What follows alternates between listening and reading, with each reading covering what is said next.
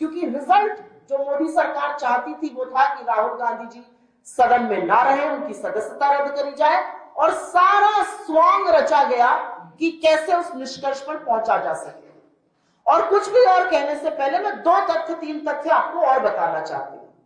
राहुल गांधी जी का mic switch off किया जाता है।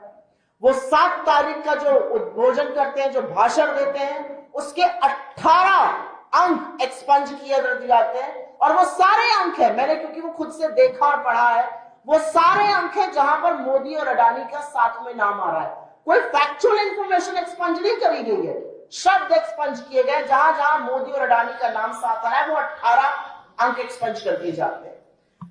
भारत जोड़ो यात्रा के 45 दिन बाद एकदम से दिल्ली पुलिस जागती है, उसको नाम चाहिए महिलाओं के। 3 दिन में 2-2 बार राहुल गांधी जी के घर दिल्ली पुलिस पहुंच जाती है। उनकी सदस्यता रद्द करने के लिए एक जजमेंट आ जाता है, 2 साल का उनको सजा मिलती है और उससे उनकी सदस्यता चली जाती है।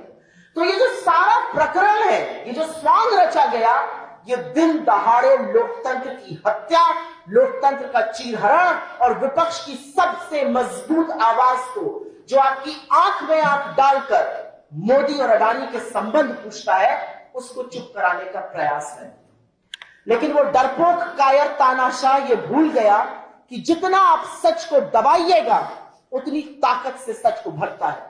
सच की ये ताकत है, आप सच पर जितना दबाव बनाइएगा, सच वहां से और तमाम जगह से उसी ताकत से उभरता है। और वही हुआ। राहुल गांधी जी 4 बार के सांसद हैं। जनता ने चुनकर उनको अपना आशीर्वाद देके सदन में पहुंचाया, और जैसा कि हर सांसद को घर मिलता है, उनको भी घर मिला। उनकी सदस्यता रद्द करने में जो तत्परता मोदी सरकार ने दिखाई, वो घटिया राजनीति है। आपको लगता है राहुल गांधी जी अगर सदन में नहीं रहेंगे तो वो डर के बैठ जाएंगे। आपको लगता है आप उनका घर छीन लेंगे तो वो चुप होकर बैठ जाएंगे। राहुल गांधी जी की रगों में वो खून है जिन्होंने शहादत दी है। और राहुल गांधी जी उस परिवार से आते हैं जिसने 40 बीघे के ऊपर बना हुआ आनंद भवन और स्वराज भवन जैसे राजमहल इस देश की आजादी के लिए दान में दे दिए थे। वो उस दादी के पोते हैं जिसने अपने सारे जेवर 1962 के भारत चीन युद्ध में भारत के राजकोष में दान में दे दिए थे। आपको लगता है राहुल गांधी जी को इससे फर्क पड़ेगा? आप मुगालते में हैं, आपके दांव एक के बाद एक गलत पड़ रहे हैं, क्योंकि आपके सारे दांव इस देश के विपक्ष को चुप कराने के लिए, लोगों को भ्रमित करने के लिए, विपक्ष को डराने और धमकाने के लिए है। विपक्ष लामबंद होकर आज सारा विपक्ष एक साथ एक समूचे स्तर से एक ही मांग कर रहा है।